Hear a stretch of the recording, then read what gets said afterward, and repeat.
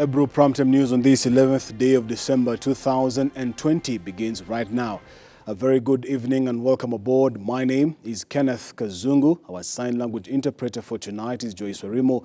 Also, across this bulletin, we'll be seeking to speak to Okio Mutata, an activist who has made his name for himself in the corridors of justice. But before that, President Uhuru Kenyatta and his predecessor Mwai Kibaki have led political leaders in mourning the late former cabinet minister Joe Nyaga and Machakos Senator Boniface Kabaka, both of whom passed on today. President Kenyatta, in his message of condolence, encouragement to the families, eulogized the Senator Kabaka as a devoted leader who worked tirelessly for the well-being of the people of Kenya. The president also eulogized Kabaka as a committed legislator, gifted debater and a progressive leader who used his skills as a lawyer to enrich legislative processes in Senate. Wiper Party leader Kalonzo Musyoka and former Machakos Senator Johnston Muthama eulogized Senator Kabaka as an approachable leader who took keen interest in transforming the lives of the people of Machakos County and Kenyans at large. Naomba tu nichukue wakati huu kwenye ugumu huu ambao ni wazi ni mgumu mzito, swala nzito hili,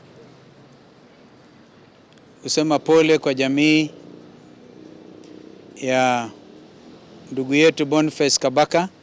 Imekuwa ni jambo la kusikitisha sana kusikia kwamba kaka yetu ameaga.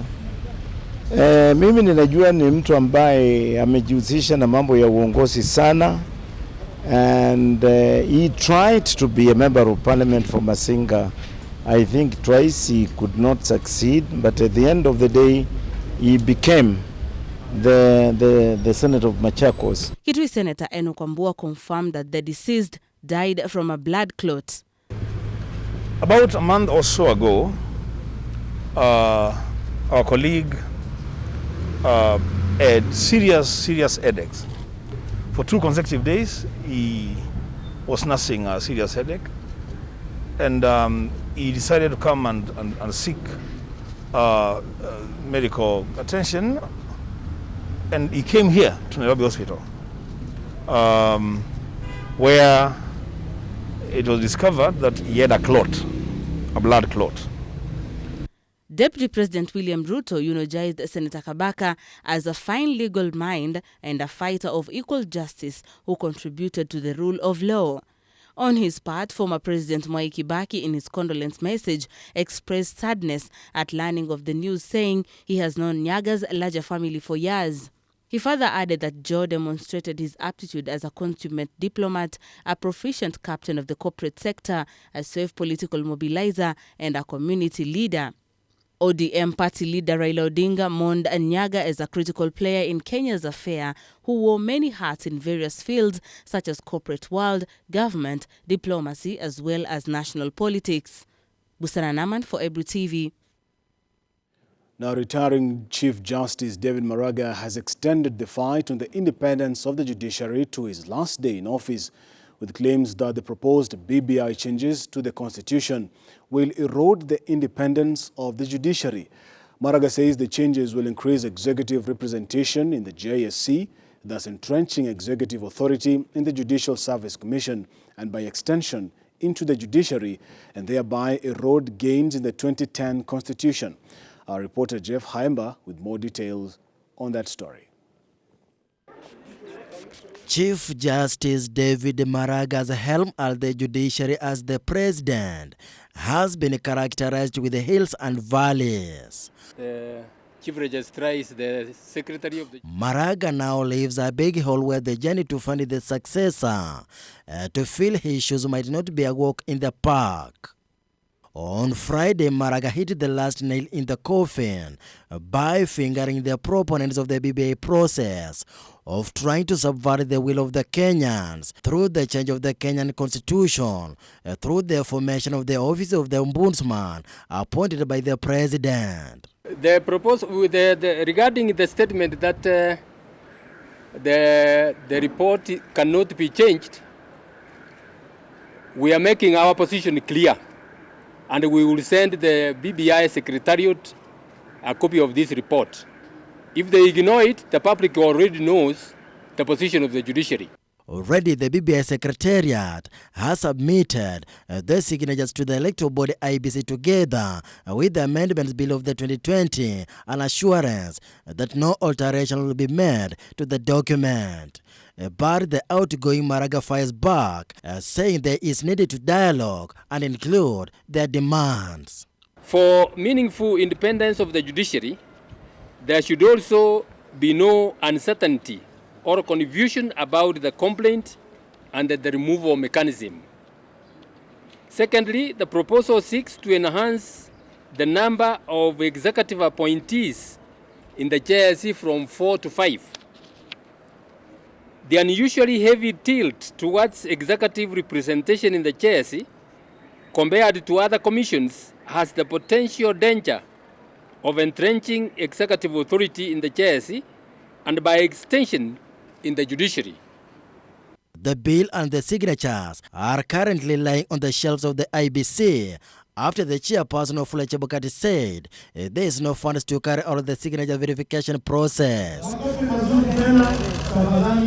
For Maraga, flanked by other Judicial Service Commission GSC officials, said there is needed to relook at the document. It is for this reason that the JSC recommends, among others, that the structure and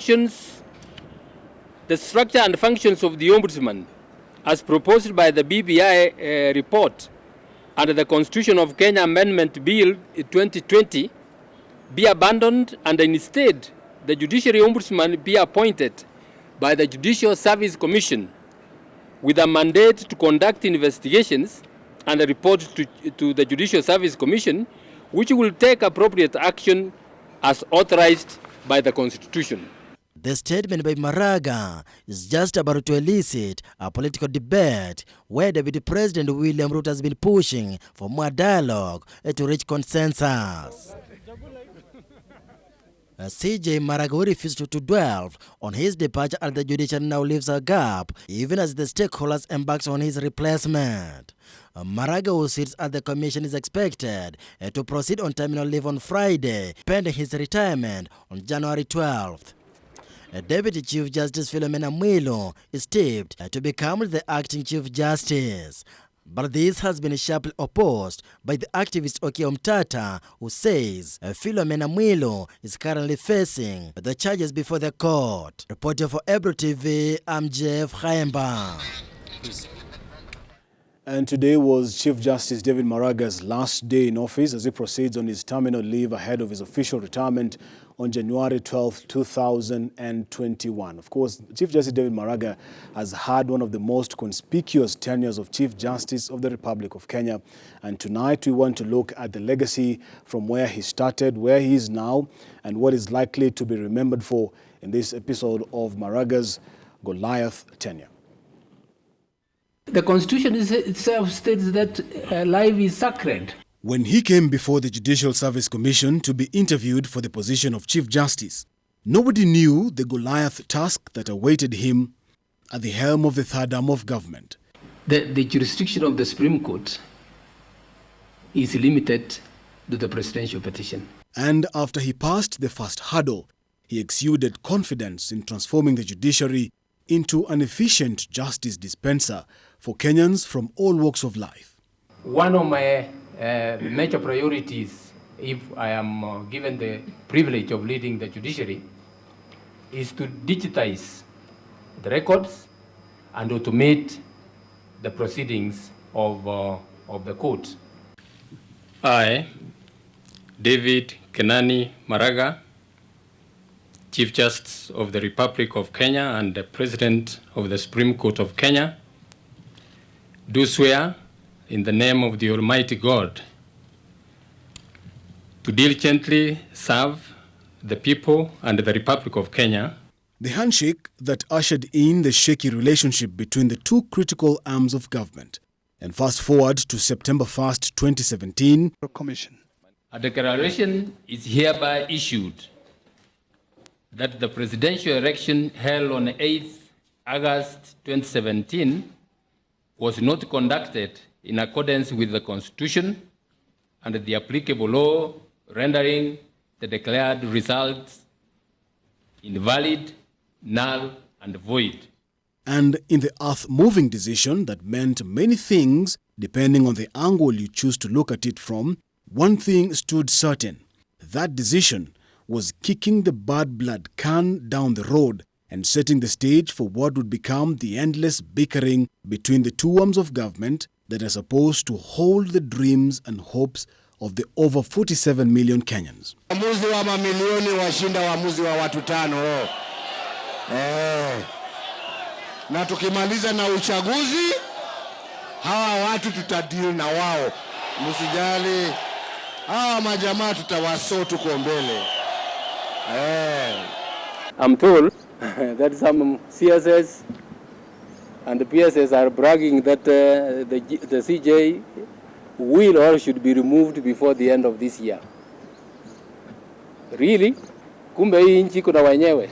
And revisit he did, starting with the slashing of the judiciary budget, which hit Maraga's raw nerve. Judiciary budget is hardly even 1% of the entire country's budget. Some people think that I have the media say the CJ cries for this and that. I will continue crying for the Kenyan people. You don't give us enough resources, the cases will drag on for long periods. Since then, the two never saw eye to eye, and their issues, most often than not, played out in the public.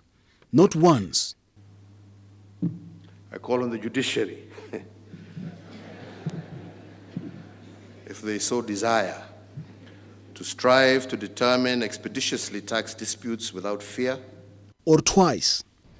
You also know that I have, for a long time now, unsuccessfully sought an appointment to discuss this issue with you, leaving me with no option but to raise the matter through this public statement.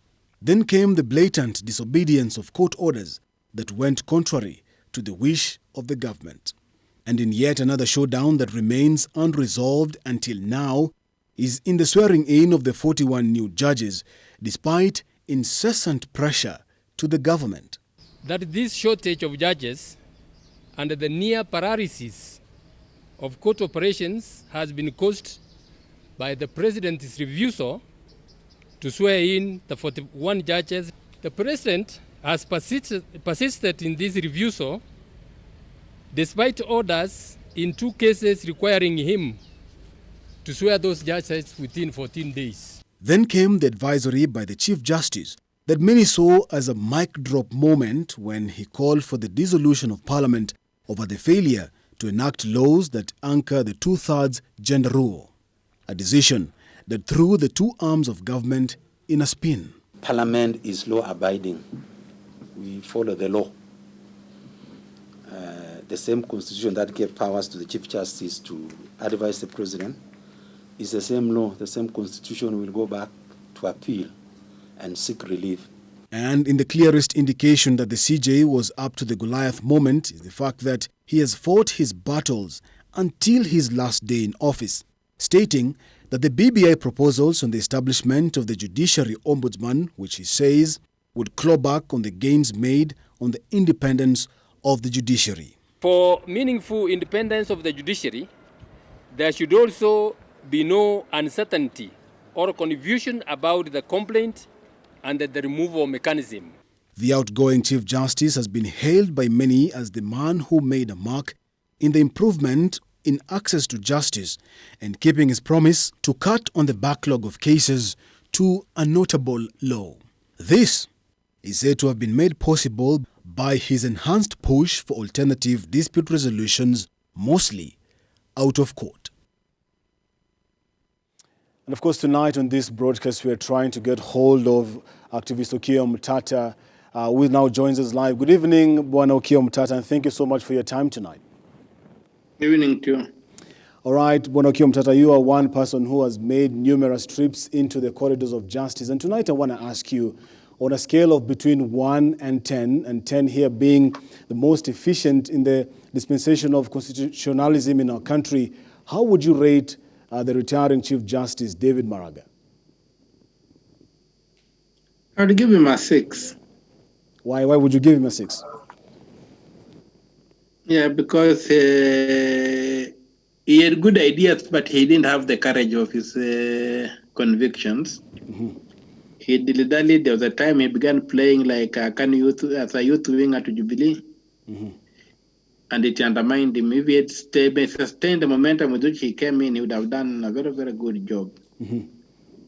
But he wavered. He wavered quite a bit and didn't enforce his positions. Like you see, he never, after they gave the order that the servers should be opened, when they still allowed Jubilee to come to court, and they awarded them, they dismissed the petitions against the presidential election, yet Jubilee did not and has not opened the servers until now. A serious court would not have allowed Jubilee to get anywhere near power until they obeyed it. Now, Mtata, the Chief Maraga is the 14th Chief Justice of the Republic of Kenya, and arguably one who has served one of the most conspicuous tenures of Chief Justice of the Republic of Kenya. Why do you think that is so? Why do you think Chief Justice David Maraga has been one of the most popular, if not the only popular Chief Justice in our times, Bwana Okiya Mtata? Well, he's only second Chief Justice under the new constitution. So the others worked under a system whereby the executive and the judiciary were virtually joined at the hip, like Siamese twins. So he was the second Chief Justice under the current dispensation. And he had these good points, but lack of courage to me. And then going for some of them beginning to kowtow to the president, for me, was very, very unfortunate. And I remember one of my cases, when I was having one of my cases, he even called a file from a judge.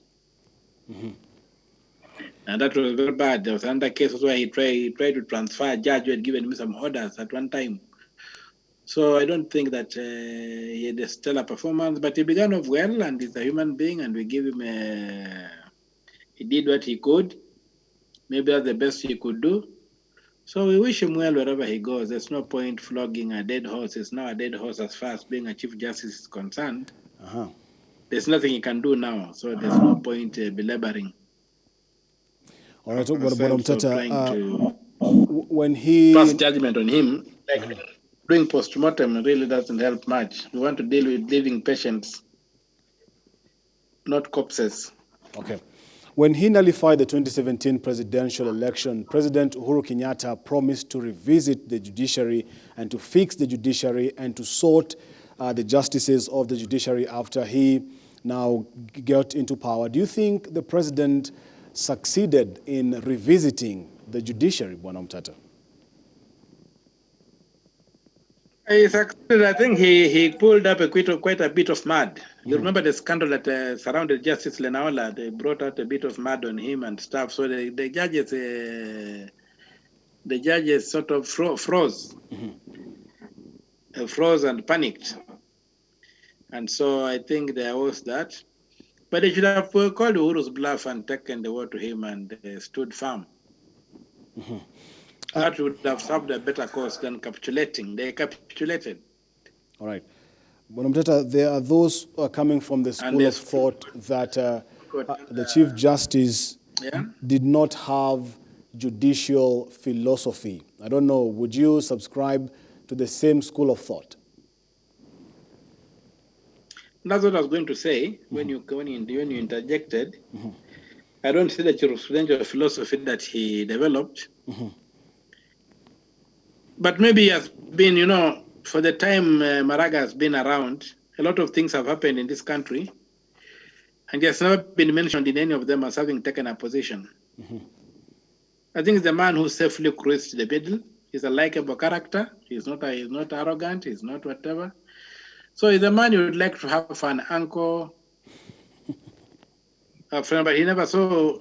If you look at him until he became Chief Justice, there's nothing really outstanding that he had done outside just being a judge. Like we're saying, he stood up for this, and he was identified with this position, largely transactional, not transformative. It was largely transactional. All right. And what about... call him a manager, not a leader. All right. Mteta, and what about those who say that ever since Chief Justice David Maraga came in as the Chief Justice, he turned the judiciary into some sort of an activist haven? This is the first time where we saw judges making actually express orders against the government of the day. Of course, we have this very issue of disobedience of court orders. Do you think Chief Justice David Maraga turned the judiciary into an activist haven? No, I think the other thing you should also check is that every judge is independent. All right. And I think that would not be a proper reading, because I think judges have been giving a very, very substantive judgments even before Maraga came. Under the new dispensation, I think judges got some courage and they were able to stand out and push for certain things. So I don't think that's an accurate reading that after when he came in, he did. No, I don't think. In fact, yes, he transferred strong judges out. Okay. He's been responsible for packing the court, the constitutional division of the Supreme Court with judges who are one or two judges who are not good at their work, who are basically gatekeepers. He removed very strong judges. He removed before they served their term. People like Chacha Mwita were thrown out. People like who? Before they served their term. You have got people like Lady Justice Okwani were kicked out after about 3 months in the division. Well, a judge is supposed to last for 3 years before he is transferred. It was largely because of the judgments they were making. So he played a very big role in revisiting, as an agent of revisiting the judiciary. All right, I wouldn't give great marks. So transferring judges was a very bad thing he did. All right, okay. Now he didn't have to throw strong judges out of Nairobi and bring in some of the judges whom we find very difficult to understand what they are up to, whether they are judges or whether they are agents of the state. Okay. Mteta, you filed a petition in court seeking to block Deputy Chief Justice Philomena Mwilu from getting into the position in acting capacity. What was your reasoning behind this petition, and how is it likely to affect the succession of David Kenani Maraga? What I'm saying, on my part, I think we need to look at the law. And the law is very clear that there's no room for an acting Chief Justice. This matter came up because, first of all, there's this letter, I don't know if you have seen it. There's this letter which was written on the 11th of December, 2020, by Justice, the outgoing Chief Justice, to the Deputy Chief Justice, appointing her as an acting Chief Justice. One, he has no powers to appoint anybody an acting Chief Justice. Okay. Number two, there is no law for an acting Chief Justice. An acting Chief Justice under the law is only permitted, and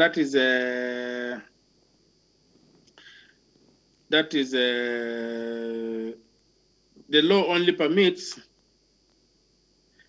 that is section 5(4). Okay. Section 5, clause 4 of the Judicial Service Commission Act, revised edition 2015, provides, in the event of the removal, resignation, or death, there are only 3 circumstances within which you can appoint an acting Chief Justice. The Deputy Chief Justice shall act as the Chief Justice for a period not exceeding 6 months, pending the appointment of a new Chief Justice in accordance with the Constitution. Now, note that when the Chief Justice is removed, resigns, or dies, that means the term of that Chief Justice has not done what? Has not elapsed. Expired, has not lapsed. Okay? All right. But when the term has lapsed, there's no room for appointing an acting Chief Justice. And that's the question that when Mutunga was going, there was an attempt to appoint an acting Chief Justice and we refused. We were able to hold it up. So I hope that the courts will also stand up to what we are trying to say and say that. Number two, Chief Justice Muilu is facing a lot of serious allegations by law enforcement, not just by Omtata or anybody. Me, I have no allegation against her. But credible allegations have been made. If you look at the judgment that the High Court made in the petition she applied to quash the criminal proceedings, the judges basically said that there was a case she needs to answer, only that they, in a twisted argument, they said that the DCI, did not acquire the evidence in the correct manner. So they tried to take her off by the technicality hanging on the skin of their teeth. But the truth of the matter is that there's a very, very serious allegations against the deputy CJ, which should have been cleared by now. Instead, she went to the Judicial Service Commission, petitions were filed, some are now 2 years old, but have been stonewalling, blocking them, and have not been proceeding. So I'm saying, until she's cleared, she doesn't even qualify to apply for that position when it falls vacant. All right. All right, Omtata, staying with the succession angle of Chief Justice David Maraga, there has this list that has been doing rounds all day today and from yesterday, saying that we should look out for Judge of the Supreme Court, Justice Lenaola, Justice Njoki Ndung'u. In your view, who should we look out for as somebody who might emerge? From my view, I would disqualify both Njoki and Lenaola. Why so? I think they're too young. They're too young for that position. We don't want a Chief Justice who will live there for 10 years. Personally, from where I stand, I think we need people who are on their way out of the judiciary, who come and give us a few years and then they go. And all that they are able judges, but I think it would be too bad to have them there for 10 years, then they come back again to sit on the bench, on the court, as the Constitution allows them. I would rather that we get a judge who is in their mid-60s, to late 60s, who can come there for a short period of time, give us their best, and then they move on. All right. So finally, Okiya Omtata, in 1 minute, now, what is should be in the interest for the incoming Chief Justice as he strives to become the neutral arbiter in the dispensation of justice in our country? What does he need to do when he picks it up to ensure that Kenyans will truly feel the presence of the judiciary in our day-to-day lives, Omtata, as we wind up? I think there's a need to assert the independence of the judiciary. There's a need to keep away from politics, which unfortunately Justice Maraga tried to be associated with. He was even one time paraded as a reward to the Kisii, you see, which was wrong. Is keep away from politics, keep above politics, and enforce the rule of law and speak truth to power. If the executive is trying to be difficult, he can also be difficult. He has got functions that he performs that can be used to bring the executive to line. And really, the first thing is the obedience of court orders. I think we need a very, very clear position from the judiciary, their court orders, so that their court orders do not become flowers. It's like judges are issuing flowers to the executive. Court orders should mean something, and if they reach somewhere, then they could even block the government from appearing in court. Okay. And transacting any business in court if they don't obey court orders. All right. So those are the kind of things I would like to see a new Chief Justice come and assert. And also, of course, look at the facilities and facilitation of judges, the environment where they work. We are going digital. I would like to see a Chief Justice who is really digital, and whether he does it practically or has a passion to see the courts being digitalized fully. I would love to see that going forward, so that we do a lot of more virtual work than we're currently doing. And if it was not for Corona, I don't think we'd have gone so as far as we have gone with virtual courts. So I would like to see a lot of work there. I would also want to see the expansion of the labor court. The labor court is a very, very important court, but it's very limited. Some areas you don't have a labor court, like my own county. You have to go to Kisumu to get a labor court. Okay. You cross Siaya, you cross Vihiga, get to Kisumu to get to the labor court from Busia. And a lot of labor issues cannot be addressed. How many people can afford to travel to Kisumu? All right. Okay, Omtata. So there's a lot of need to also roll out the labor court as another court whereby the land court has been largely rolled out. So I would expect the new Chief Justice to put some emphasis on the labor court and try to have it in all the counties. All right, Wanokio Mutata, litigious activist, thank you so much for your time tonight. At this particular point in time, we want to take a very short break. When we come back, we'll be looking at a very totally different Jamhuri Day celebration that is lined up for tomorrow. You want to stick around for that.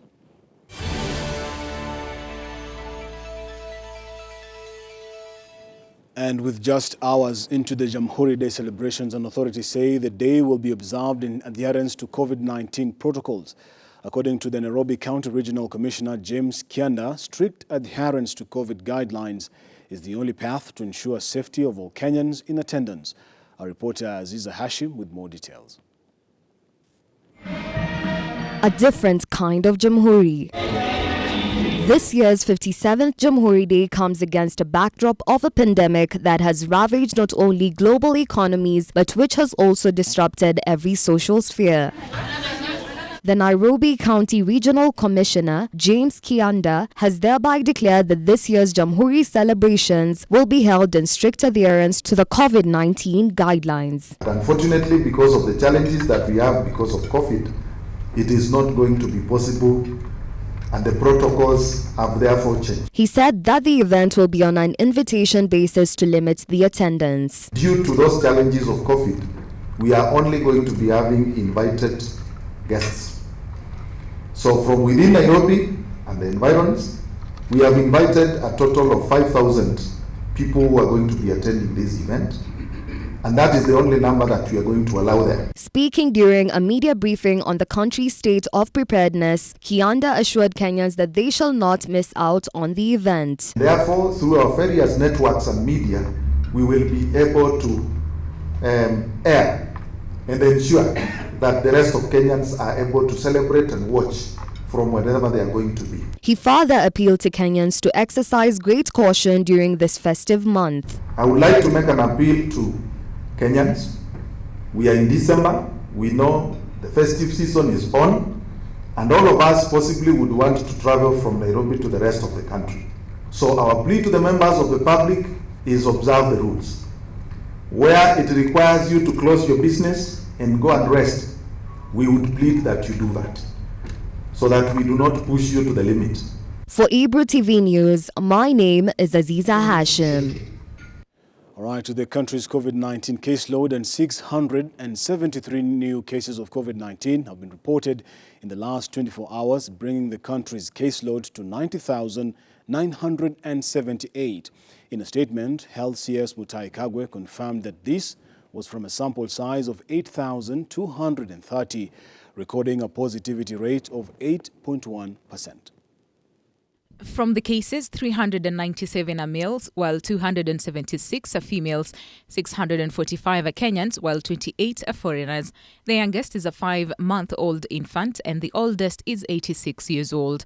Nairobi leads with 211 cases, Nakuru 113, Kilifi 61, Busia 41, Migori 34, Bungoma 33, Mombasa 32, Kiambu 21, Kakamega and Nyeri 17 cases each, Nyamira 15, Meru and Kirinyaga 12 cases each, Kisumu 7, Kajiado 6, Lamu 5, Homa Bay and Taita Taveta 4 cases each, Laikipia, Machakos, Samburu and Turkana 2 cases each, while Kericho, Kwale, Nyandarua, Garissa and Murang'a 2 cases each. Embu, Kisii, Makueni, Uasin Gishu, Baringo and Siaya recorded a single case each. Kagwe said that there are 992 patients currently admitted in various hospitals across the country.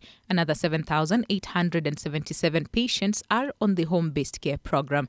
A total of 45 patients are in ICU, out of which 26 are on ventilatory support. Also, 52 patients are separately on supplementary oxygen, out of which 44 are in general wards and 8 in the HDU.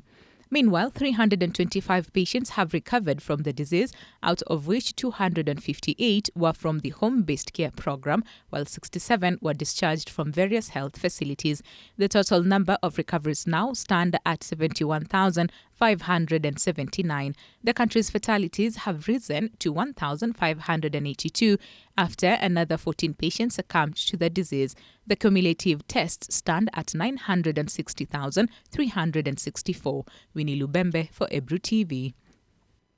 Let us now cross over to county number 42, where it has been revealed that most people living with the HIV virus across the country suffer a lot from stigma and discrimination while seeking medical services. In a report launched in Kisumu that is meant to protect medical data of those people living with the virus, the stakeholders call upon the government through the report to help in championing the equality in delivering medical services and creating a safe haven to those persons living with HIV. It has been revealed that most people living with the HIV virus across the country continue to suffer stigma and discrimination as they seek medical care in health institutions. A person talking about somebody's status maybe in a facility, and there are no rules and guidelines on how to go about it. That stigma and discrimination is the elephant in the house. So without proper interventions or without proper let's say structural interventions which address so that this person can be confident in terms of dignity from human rights perspective. A person who has relocated might have a problem going to a facility. Their personal health information is also leaked, further exposing their situation to ridicule and other vices. We used to have cases coming into our offices. A sex worker has gone for check-up and then unapata nurses wameanza kushare information, vitu kama hizo. But with this, I know things are going to be well. I end up nikawa diagnosed cervical cancer. So kwenda una ile with the cervical cancer, when it is in primary, unafaa unaenda kwa matibabu kila wiki. So kwenda kuambia human resource, akaniambia wewe pia unatusumbua na hizo ugonjwa zako za kila siku. The report, according to the stakeholders, will help champion for equality in medical services as they call upon the national government through the Ministry of Health to create awareness and safe haven to those people living with HIV/AIDS and assure them of their safety in terms of their personal data. Ministry of Health, in the public health systems, we also have the Health Act, which should be able to protect a patient or any client who goes to the facility. So I think also the healthcare workers are also bound by that, and they are also trained on that, though we have some gaps here and there.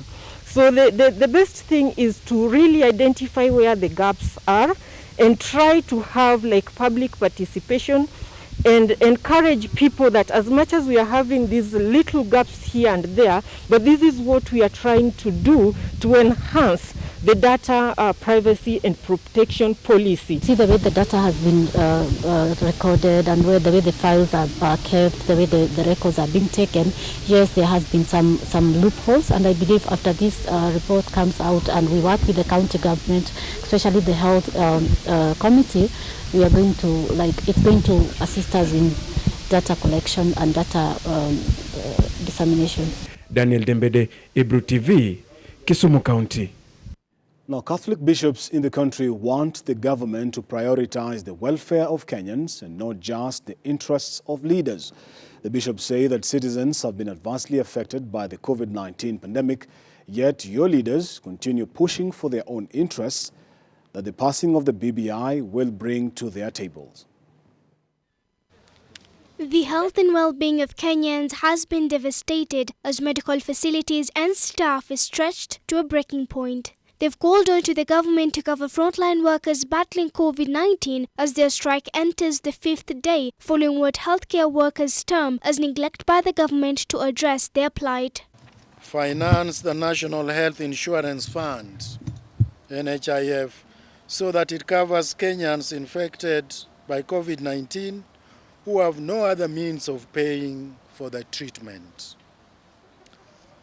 facilitate productive dialogue, to negotiate and listen to the doctors and medical workers to end the current strikes that are affecting services to the Kenyans. Additionally, the bishops want stakeholders at the Ministry of Education to ensure that schools are ready and safe for children as the country gears up for the reopening of schools early next year. To ensure that the schools are ready and safe for the children to learn without exposing them to infection with the COVID-19 virus. However, they made it clear that it was too early for them to say yes or no to the amendment bill and will remain committed to consensus building on the referendum. And instead remain committed to promoting consensus building on the referendum so that it promotes unity and peace in the nation, not division and competition. The bishop's comments come at a time when the country debates the report which proposes major constitutional, administrative and policy changes, and it will be subjected to a national referendum sometime next year. Moreover, they've called for peace during the referendum and 2022 general elections, urging Kenya to reject leaders who incite violence. We reinstate the importance of dialogue and consensus building. The Constitution is too important to be left in the hands of political leaders alone. Exercise your sovereign power directly during the referendum. Now, Interior Cabinet Secretary Dr. Fred Matiang'i has revealed that the government intends to continue with the Kazi Mtaani program. The program, which employs over 200,000 youths across the country, aimed at alleviating some of their hardships necessitated by the COVID-19 pandemic. The CS addressed the youth engaged in the National Hygiene Program en route to Kasarani, where he opened the newly built Kasarani sub-county offices. Na ninataka kuhakikishia kwa niaba ya rais wetu kwamba huu mpango wa Kazi Mtaani tunataka kuendelesha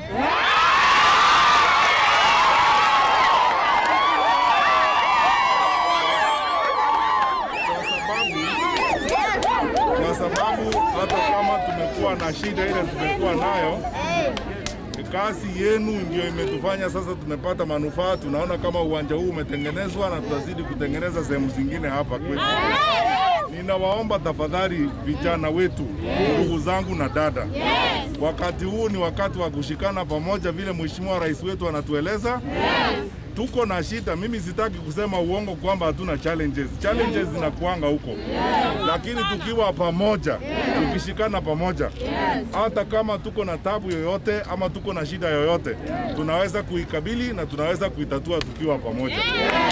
Kwa hivyo ninawaomba tafadhali, tushirikiane sisi wote. Tushikane mkono. Ninajua kuna wengine, kwa sababu Kazi Mtaani haikuchukua watu wote. Kwa sababu kuna vijana wengine ambao waliwachwa nje. Tafadhali naomba sisi wote tutaweka bidii ili uchumi wetu ukijaribu kufufuka kwa sababu ya hii shida ya corona, tuwe na namna ya kusaidia vijana wengine. Ili sisi wote tushikane mkono, tuungane na Mheshimiwa Rais wetu na viongozi wengine, tujenge nchi yetu.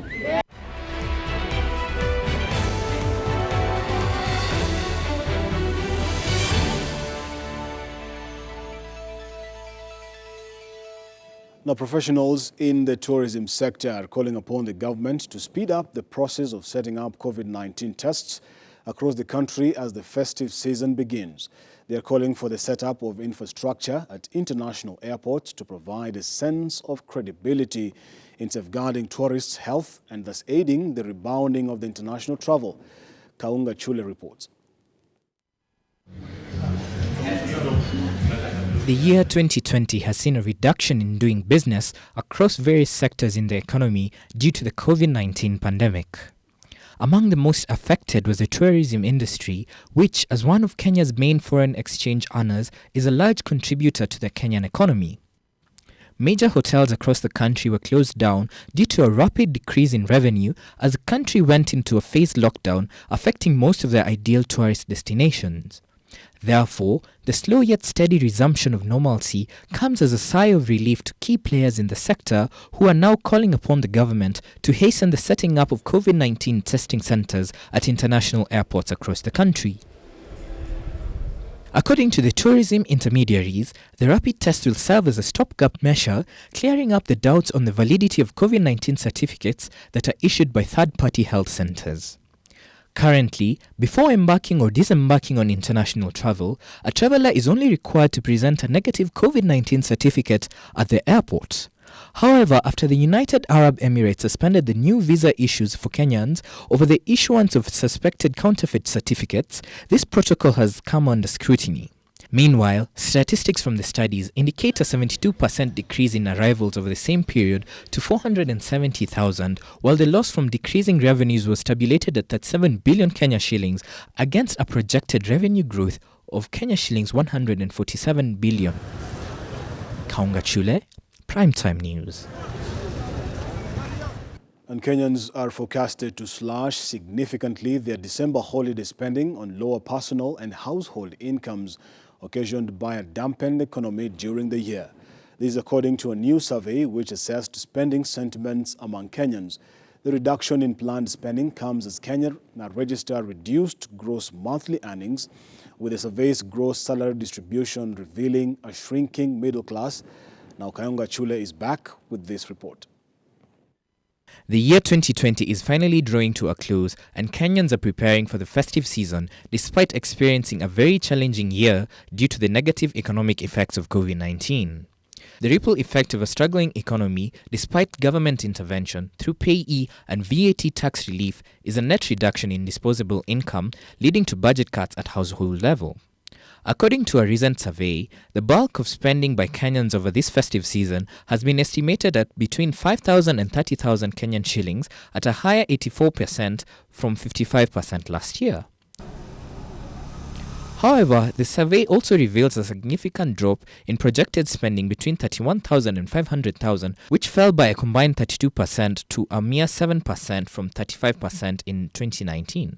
The reduction in planned spending comes as Kenyans register reduced gross monthly earnings, with the survey's gross salary distribution revealing a shrinking middle class.